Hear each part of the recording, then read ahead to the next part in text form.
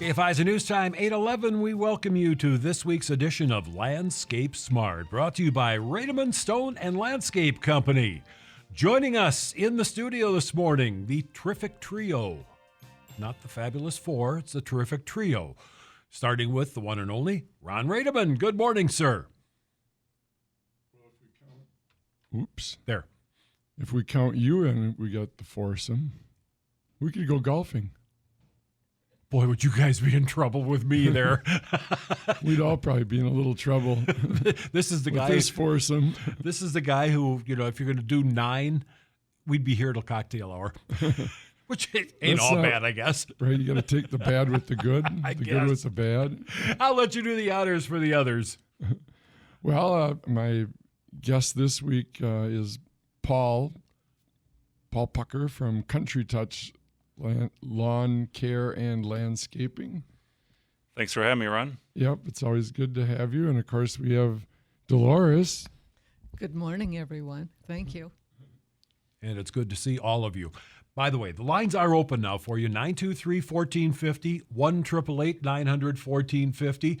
And our advice always is call your questions in early so that we have an opportunity for this crew to answer your questions fully and completely.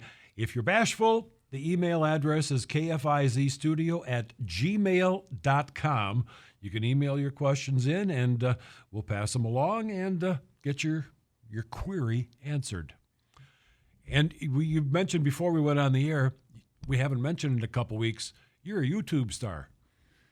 Well, if you do tune in early or tune in late, or if you missed last week's show or the week before, the week before, the week before, you could always go back and see how right or wrong we were with our predictions and what we told you should work based on the current conditions and then what really happened. So, yeah, you can listen to last week's or watch if there's not a lot to watch, but you can listen and or watch previous episodes, just like you'll be able to watch or listen to this one later on this week as it gets posted up. Or you can go on KFIZ on demand also. We're there too if you want to go to KFIZ's website, or you can search for Landscape Smart 25, and as in the year 2025 we are. So Landscape Smart 25, and we'll pop right up. So. And it's hard to believe we're running out of July already.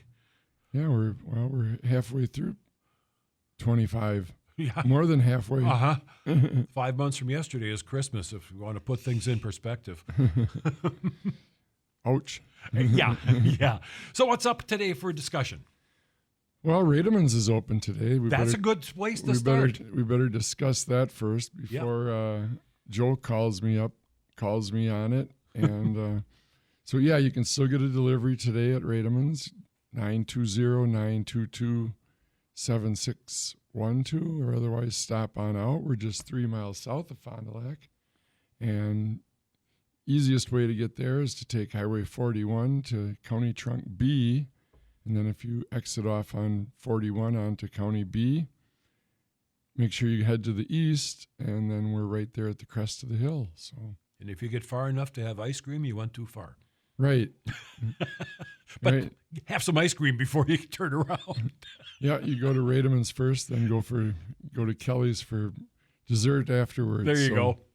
Mm-hmm. Or if the line's too long at either place, well, then you go in reverse order. Right. It works either way. Either way. 923-1450, 1-888-900-1450, KFIZstudio@gmail.com. That's how you get a hold of us to get your questions answered. So that takes us to, what should we talk about, Paul? We were talking about, Paul was working on a project this week, and he was talking about the virtues of good landscape fabric, and I said, that's a good topic we don't talk about every day. There's commercial grade or landscape grade landscape fabric, or there's retail grade, which is obviously the cheapest and most competitive. And if you use good landscape fabric, it'll outlast the decorative stone, the decorative bark, everything, And so, out at Rademann's, or if you go to a professional and have them install like Country Touch would be, you're going to get a good landscape fabric, the one that's, I don't know, they used to have like a 20 or 25 year rating on it. I don't know if they do that as much anymore. It's kind of like buying, ply tires, you get different, or bagged concrete, 6-bag, 5-bag, they have different ratings for landscape fabric too. And, out at Rademann's, we only have the one grade, and it's a good grade. And that way there's no debate over whether you should, you're going to be putting your landscape fabric down now or waiting another 3 years or 5 years and redoing it, or, this way it's good. As a matter of fact, when I redid my landscape here a few years ago on my 30-year-old house, I ended up reusing most of the fabric. I switched some things around, so I had to put some new stuff down, but a lot of the fabric I reused, and it was, it looked just like it did when I was installing it. So, yeah, I think nowadays they do measure it 5, 10, 15, 20, 25, and I think even 30 year. That's kind of the box store way of measuring weed match, but the professionals list by ounce. mm-hmm. So you start with a 3 ounce. 3 ounce is a really good fabric. When you get up into 4s, that's some pretty tough stuff. That's kind of overkill. Water flow is not as good through it. So you got to be careful. You want a great weed mat, but you want to be able to get water through it too. There's some that does have some restrictions, when it gets a little bit too thick and your plants can dry up a little bit quicker, a little too much runoff. But, my biggest thing is I tell all my customers, you take a piece of weed mat, hold it up to a really bright light. If you see a lot of light, you don't want to use it. And that's a really good rule of thumb. You grab a 5 or 10 year from a box store, you're going to have weeds in 2 or 3 years. It's going to come right on through. So you want something really thick. And what you have at Rademann is really nice. It's good stuff. Well, and the other key to landscape fabric is you not only want to, you want to cut a circle, but you want to cut an X too. And, when you're getting around your plants, if you just don't put it so tight around them, that you got to give the plants room to grow, room to expand, because if you try and get it in there and underneath there so tight, that's not good either. So, we always work with, we cut a circle around the plant, and then we expand that by cutting an X. Also, is that how you guys do it also, Paul? Or well, we'll cut an X before we plant, and we fold the flaps back. Now it depends on the species that we're using. Some things you want to restrict a little bit. Maybe a grass, you don't want them to go wild, so we'll keep the X a little small. We'll fold the flaps back a little bit. I see. Yeah, you're folding it. You're folding it under. Folding it under as a cutting double. An X and then folding it under as a double instead of removing the circle. Yep. And I know, like I said, it all depends. There's certain things that you want to restrict a little bit, and some things you want to let go so they can grow a little bit. All depends on what species you're putting in the ground at that time. Sure. So this is the do-it-yourselfer's question. I mean, you're talking about the fabric, and I certainly understand the need for it. What's the way to do it properly? I mean, in forms of steps in the forms of steps. You get your garden the way you want it, and then you put the fabric on and you plant, and then you put mulch or something. Or what? I can tell you how we do it. Yeah, just walk me through it once. If you're starting over from scratch or at a brand new landscape, Jen, you're going to set your grades. You're gonna install your edging, and once you have your grade set where your water is flowing away from your house, that's the time to do your plant layout. Once your plant layout and you're happy with that, following your print or, by eye, however, the customer likes it. Once you have everything laid out the way you want it, we paint it out, we dig our holes. After that, we weed match.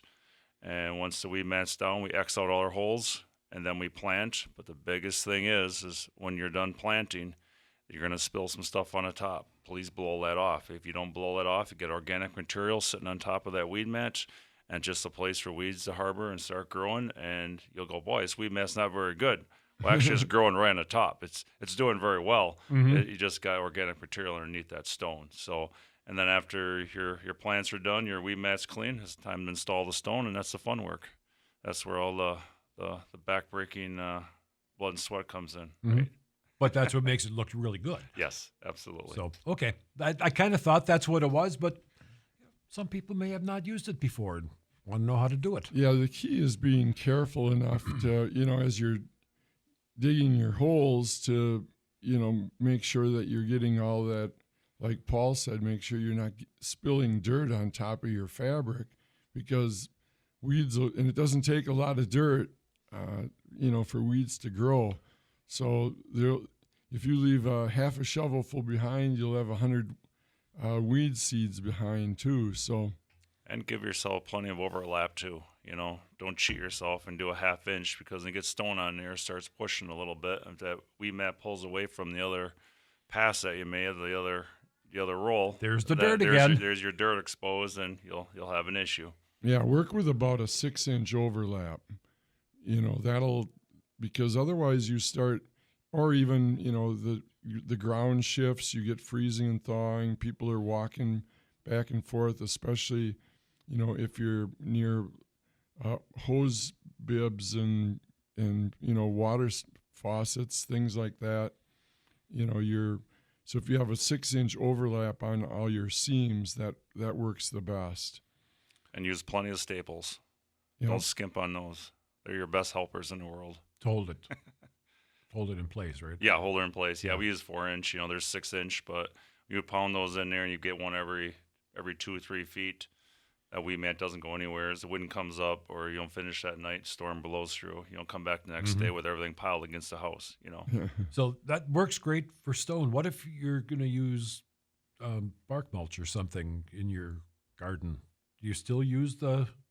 Well, that's a whole different ball That's a game. Controversial question by a lot of people. Because Ron's talked so many times about the decomposition, and all of a sudden, hey, you got bark mulch on top, but you got dirt on the bottom because it decomposed. You'll still have weeds. You'll still have stuff growing on mulch. However, the root's going to be on top of the weed mat, which is going to pull very easy. When you have no weed mat and that root's down in that earth and it comes through your mulch, it's a hard pull, and it's a lot of work to get it out. So it helps, I think. Don't you agree, Ron? It's not necessary, but it can make your life easier. Yeah, and it can be done either way. Part of it depends on, and maybe we'll get Delores into that part of the discussion too, but if you, and maybe you want to take a break before we even get into the next, because now we're going to open up a whole new can of worms. So, alrighty, let's do that. So yeah, we'll do that. And take a little break here. Again, Rademann's open today until noon, Monday through Friday till 4:30, and you can still get a delivery. Give Joe a call out there. He'll make your wall tall or short or anywhere in between.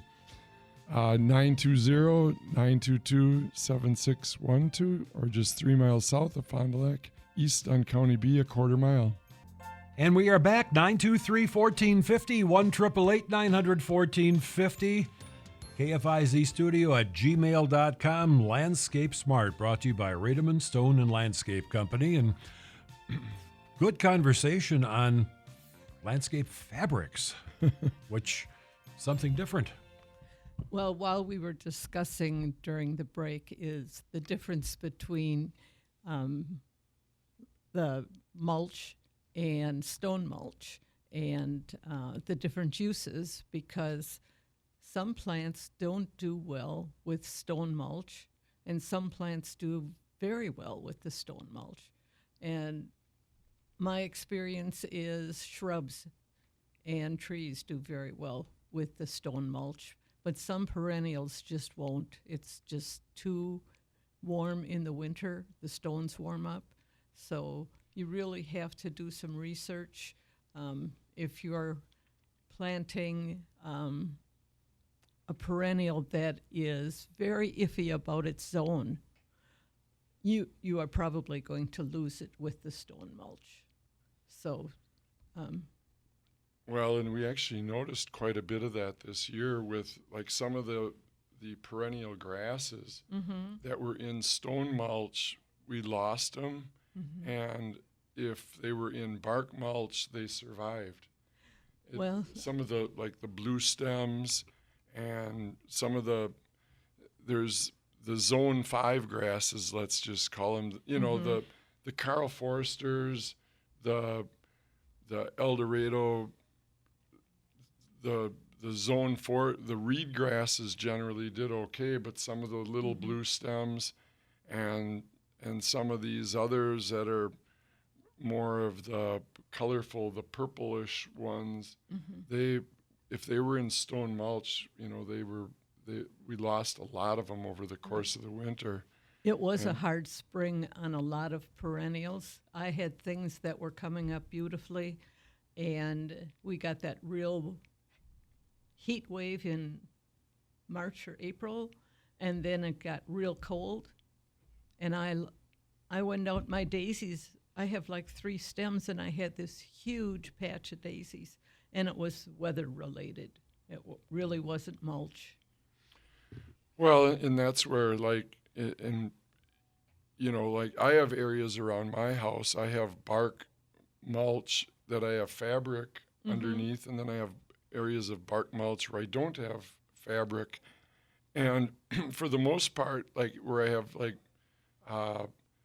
black-eyed Susans, purple coneflowers, Cheyenne Spirit, those obviously they're reseeding, and you're relying on the seeds. So if you have bark mulch around them, and it's a thin layer, like 1 inch of bark mulch, then the seeds get down into the soil, and you get not only the ones from last year growing, but you get the new ones germinating. Whereas if you have like hostas or daylilies, I have areas of those, and those I have hostas, and for the most part your daylilies are a tougher one, so there I'll put the fabric and I'll have stone around those. And so you kind of do like a blend of both. What's nice about if you do have bark mulch, and in some areas I have bark mulch even and fabric around, because it doesn't just transition equally. I have an area, a plant bed area of all daylilies, and there I don't have any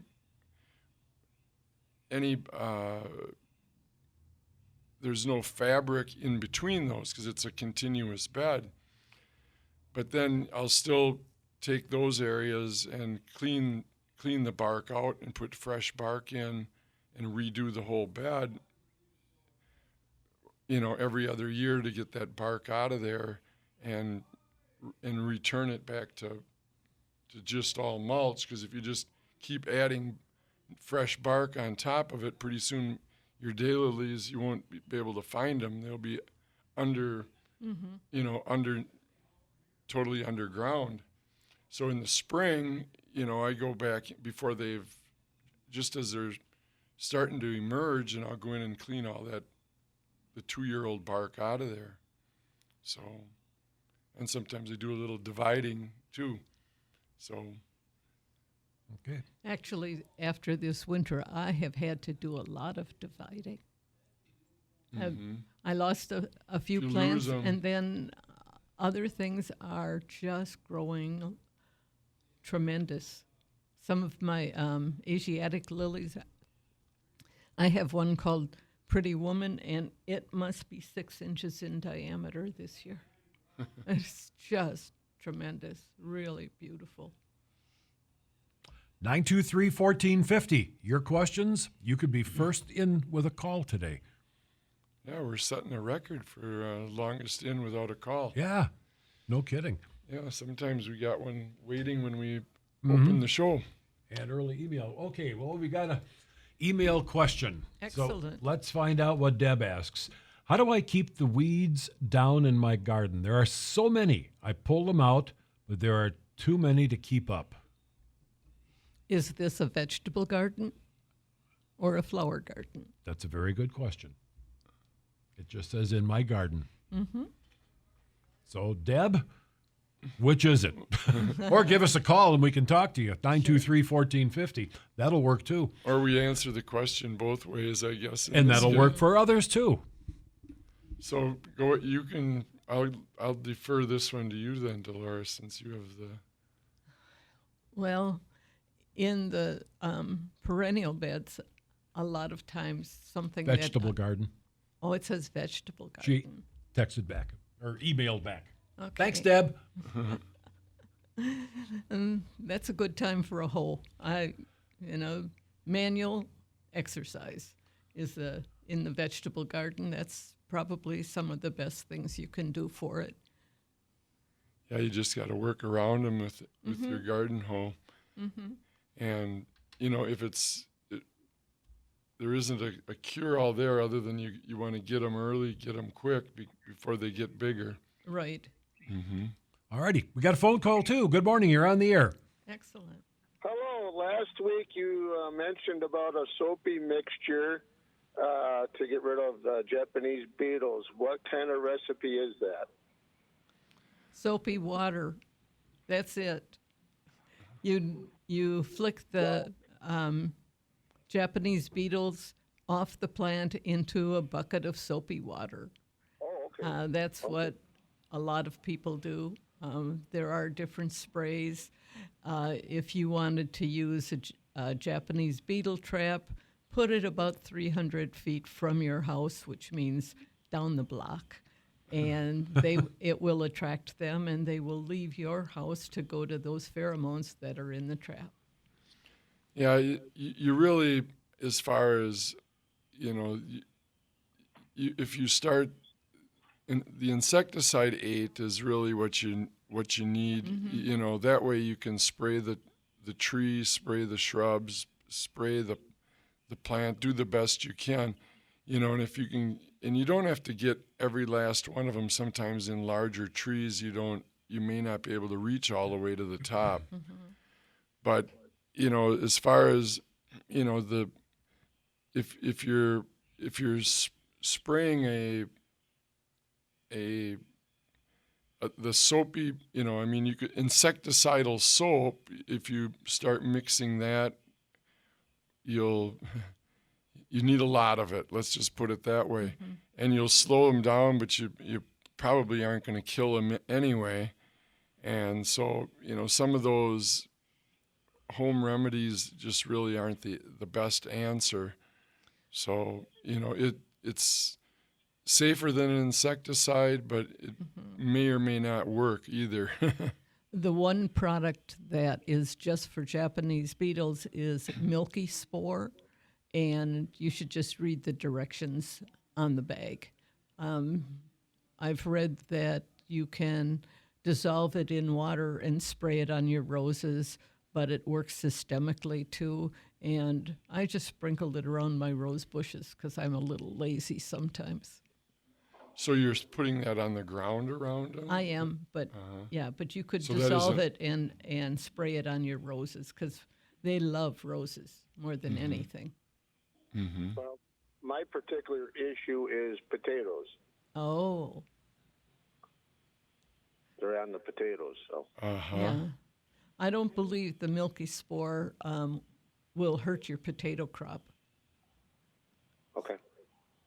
Yeah, and there's where, if you're spraying an insecticide on them, but maybe, there you actually could, if, with potatoes, you've got it's a small plant. Yeah. So actually insecticidal soap would probably work fine on on small potato plants. Okay. All righty. It's just small potatoes. Yeah.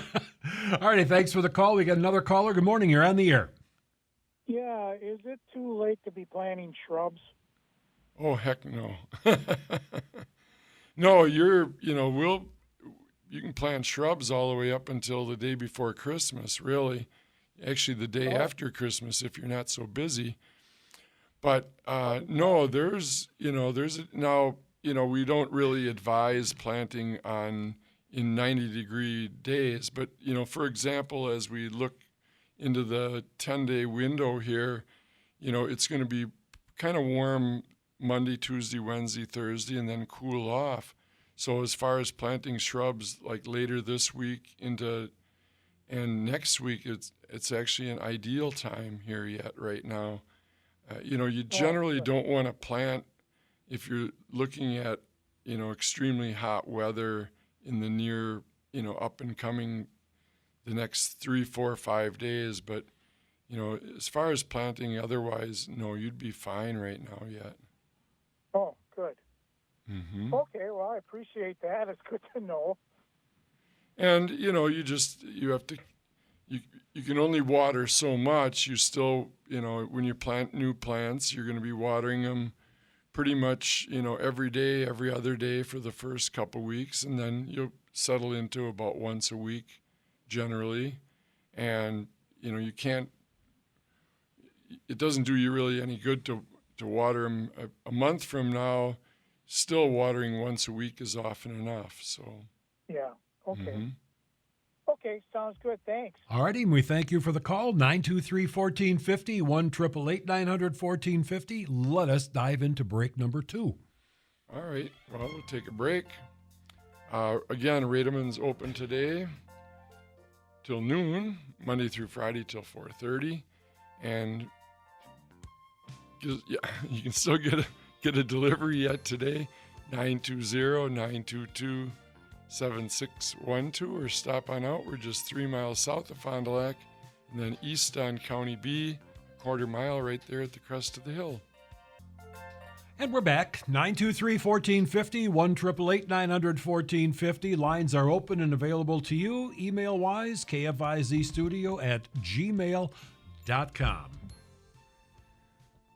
Paul was just mentioning off the air too. You can use landscape fabric in your garden too, and you can go ahead and and obviously not doesn't work as, and he'll go into that too. But if you have aisles that you're walking down or in between rows, things like that, and you can reuse it, use it, and then pick it up at the end of the year and redo it, reuse it again next year. But go ahead, Paul, once. Yeah, I think if you do some nice placements in your, nice separations in your vegetable gardens, putting weed mat down of good quality between the rows and between the plants, not too close, does help on a lot of weeds. What you can't do is, I was going to be a little smart one year, and I hate weeding gardens, and so I weed matted the whole garden. I planted all my vegetables. I mulched the whole thing, and boy, it was beautiful all year. I didn't weed nothing, but I didn't harvest much either. And I'll tell you why. We held so much moisture and so much heat that the plants could never stress. They need to dry out a little bit on vegetables to get good production of fruit and vegetables, of course. And by doing that, I got some, but it wasn't nearly as good. So I'd say never weed mat the whole thing, even though it was a really nice year of no weeding. It looked pretty, right? It looked pretty, but production wasn't great. Yeah. But it was just the soil was always too wet. It was just way too much moisture for it. So One of those situations where you had the best looking garden from afar, but not up close. yeah, that's exactly it. And then too, also, if you're planting and not putting seeds in the ground, a preen or a snapshot, any kind of your pre-emergence early in the year, a good heavy coat knocking down all those new weeds coming in. When you plant into that, you'll take out 75-80% of your weeds coming in that garden, if you don't mind chemicals. Yeah, well, the preen is a good idea. Like you said, though, you have to make sure that your carrots are up, your beets are up, and all that before you put the preen down. Or if you're planting peppers and tomatoes and things like that, then you could go ahead and put the preen right around. Yeah, generally one side of our garden we'll put our tomatoes, our peppers, or zucchini or cucumbers already established. That'll be preened or snapshot, whatever you want to use. We'll put that in there, and that helps a lot. And then the other side, if you're putting corn or your seed and stuff down, we just keep the pre-emergent away from that. And it does save some time and save some frustration with those darn weeds. Every time it rains hard, you're going to get weeds. And when it comes to tomatoes and peppers, you should rotate their position in the garden. Absolutely right, because you will get some great diseases showing up. Right. If you put same plants, you have to flip them side to side every year. Absolutely. And when it comes to garden questions, 6 other days of the week, you can go to on the computer to the UW Extension site, and a professional from Madison can answer your question. You just have to click on horticulture and then look for the area of expertise you want answers to. Yes. Good choice. 923-1450. Lines are open. Give us a holler, because we only got 15 minutes left, and if you wait 12, you aren't going to get your question answered. Well, let's talk a little bit more about Country Touch Lawn Care Lands. Whoop, we got a question. But let's take a call first. Good Sure. morning. You're on the air. Yeah, good morning. I didn't have very good radishes this year in kohlrabi. They had a lot of greens, but no bulbs on them at all. Am I missing a fertilizer or something, or what? Well, makes those are cool crops, and it got hot right away. I got no radishes. They all bolted on me because it was too warm. Okay. I've just got 2 kohlrabis from my neighbor today, and they're nice softball-sized ones. But last year I put in a bunch of compost.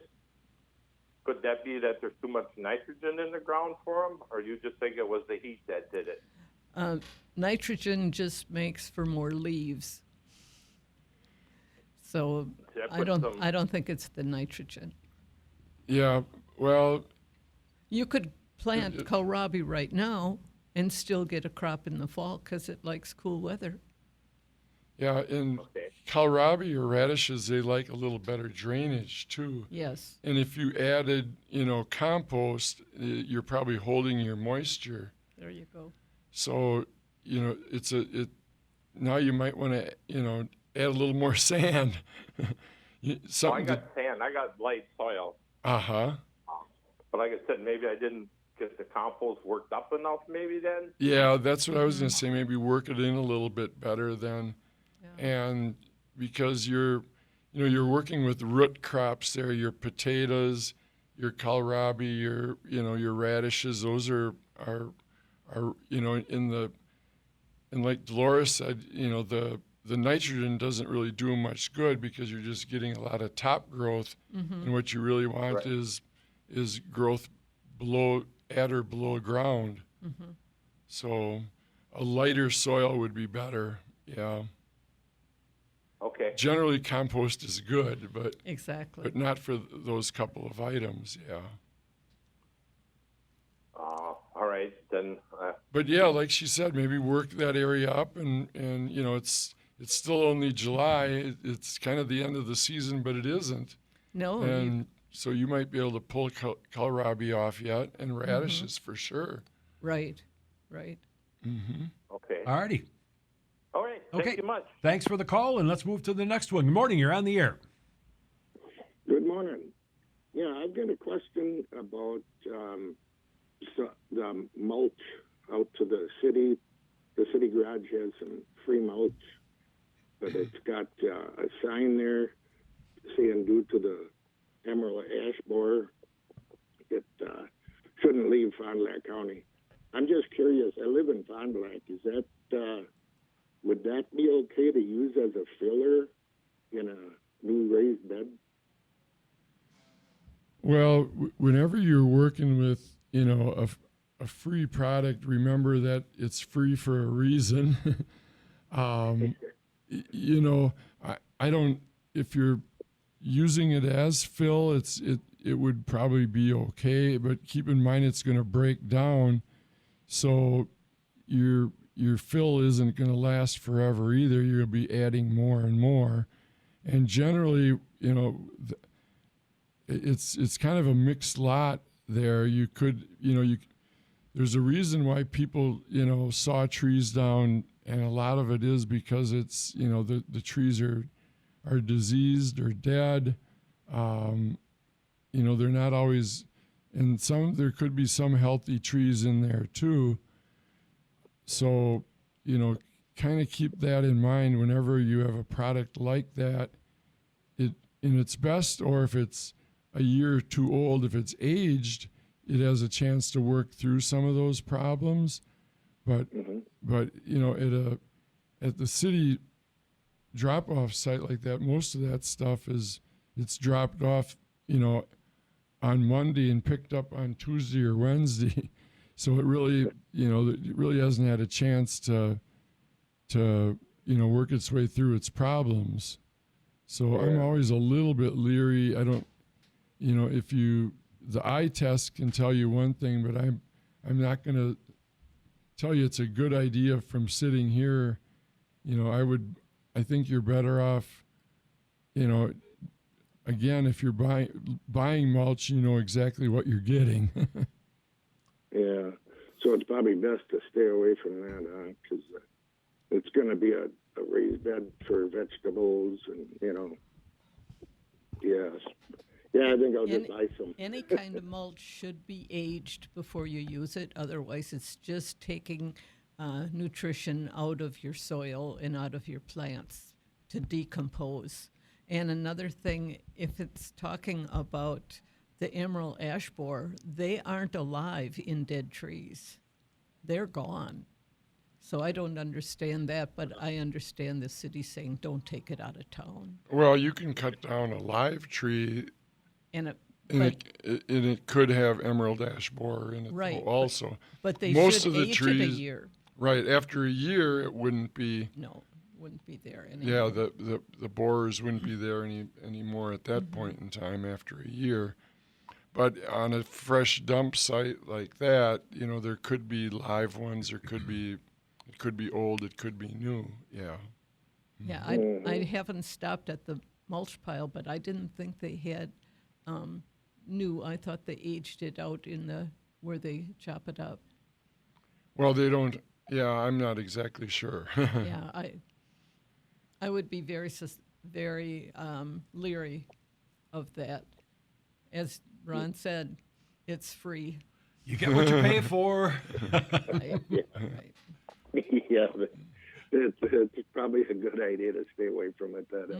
I think I'll buy some. All righty. Thanks for the Okay, call. thank you. Good luck. Okay. We'll take our final break. Yeah, and at the same time, it depends what your process really is. If you have a vacant lot next door and you're trying to suppress thistles and things like that, well, maybe you don't want to spend that money there either. And then sometimes free is better than nothing. So anyway, yeah, Rademann's open today till noon, Monday through Friday till 4:30. KFIZ News Time 8:54. Back with Landscape Smart, brought to you by Rademann Stone and Landscape Company, and we have a caller. So go ahead. Good morning. I was wondering, is there anything that can control clumping fescue in a lawn?